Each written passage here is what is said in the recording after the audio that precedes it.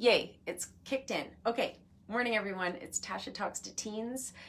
And today I wanted to bring some focus and attention to symbols of hope. We are in a time where it's easy to kind of feel tired most days and kind of overwhelmed and bogged down. And finding those little pockets of hope is more critical than ever. And it makes me think of uh, a story of succulents. Succulents are these absolutely, super trendy plants these days, but something that I have had in my world for years and years and years. And so I started my career long before I became a psychologist as a youth worker. And I worked a lot, and even before I was a youth worker, I was a big sister. So I had a neat role of getting to build a relationship with a young person that was struggling with sort of self-esteem and having really positive role models in her life. And so that's how I started really wanting to give my time and energy to helping young people build up who they thought they were, and confidence, and getting out and climbing mountains with youth and going to camps and doing all sorts of things. But all of it really boiled down to helping to reflect back in someone the beauty and the resilience and the gifts and the talents that were already there. And so I always have a succulent in my office. And so anyone that has worked with me even, 20 years ago would know that this would be a symbol that I would have. And I have succulents often as a way not only to build conversation and rapport with the youth, but to really celebrate how beautiful something can be, so without the roots that we would imagine needed to be there. And so this succulent was flown in from Holland. It's absolutely stunning. And so it's cut off the plant, and it doesn't have a root system anymore. You can see where the roots would have been, but it kind of defies logic. So usually when we think of plants, we think, okay, you need to have rich soil, lots of water, sunshine, maybe some loving words that's going to grow a nice plant. But succulents are amazing. This little guy, I will give it a bath every 2 weeks. So it pops in some cool water for about an hour while I tidy up my house or wherever I might be at work. And it thrives and survives in really unusual circumstances. And so as a symbol of hope, to me, this is a really, really powerful one, that despite maybe not having the deep roots that we think something needs, that beautiful things can happen. And one of the most powerful predictors of being able to grow into your beautiful self is having one person in your life that believes in you. And so it could be that favorite grade 1 teacher. It could be, someone on your sports team. It could be, an auntie or an uncle or a grandma, obviously people in your family. But having one person that sees the good in you and can reflect back the positives and loves you for who you are and can listen to you where you are is part of what heals people and gets them thriving.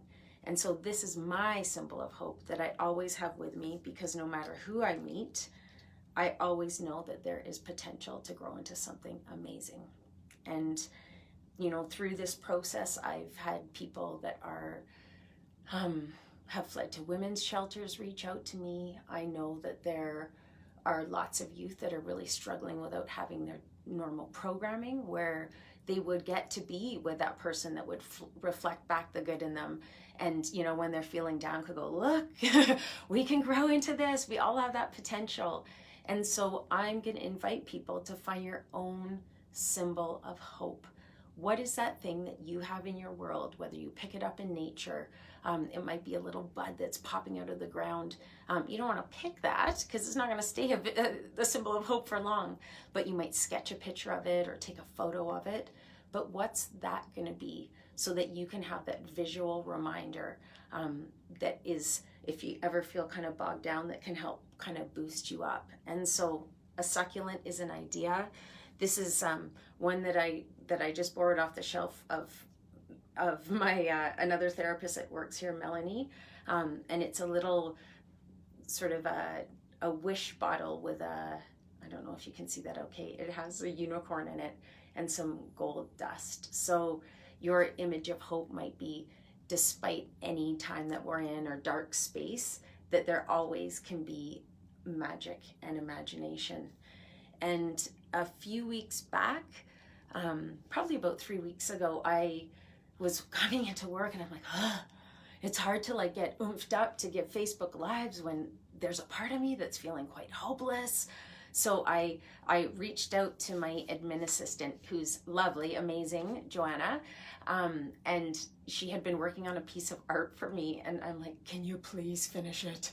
I need a vision of hope around me. And it is absolutely stunning. So I'm going to show people this as well. So if you are super artistic and have a vision of what is possible, you could create something like this or your own style. So Joe does angel art, and so this is a piece of art that she has made for me, and it's old, like unfinished wood, and she's made this absolutely stunning angel wing, and it's made out of old pop cans, and some of them are painted and there are feathers on it. But to me, this symbol is absolutely beautiful. Not only is it, thinking about how, we might offer hope to others, but in moments where I feel like I need a pick-me-up, I can remember that I'm not alone and that there are wings around me that are keeping me safe. And I hope that for any young person that walks through the doors of this office, that they also know that they're being wrapped with love. And wherever you may be, what is your symbol that's going to wrap you with love? Whether it's an angel wing or a succulent or that little bit of magic, but we all could do well with reminding ourselves that in any time we're in, no matter how dark or bleak it looks, there's always that thing that can spark the light and illuminate maybe a solution or a pathway out. And so I wanted to end with a little bit of a poem that I had written last week.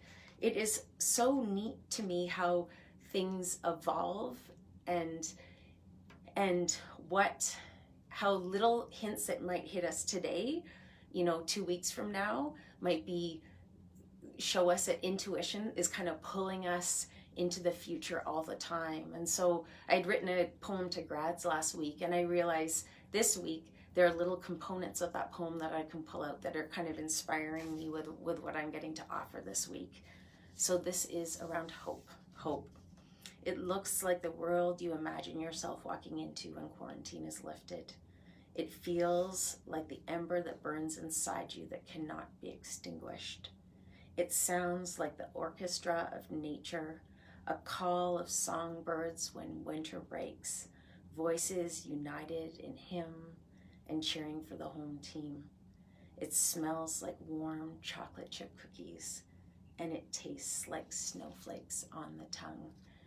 And so for everyone, no matter where you are, know that you have the potential to grow into something beautiful. And we all, as a global community, have the potential to grow into something beautiful.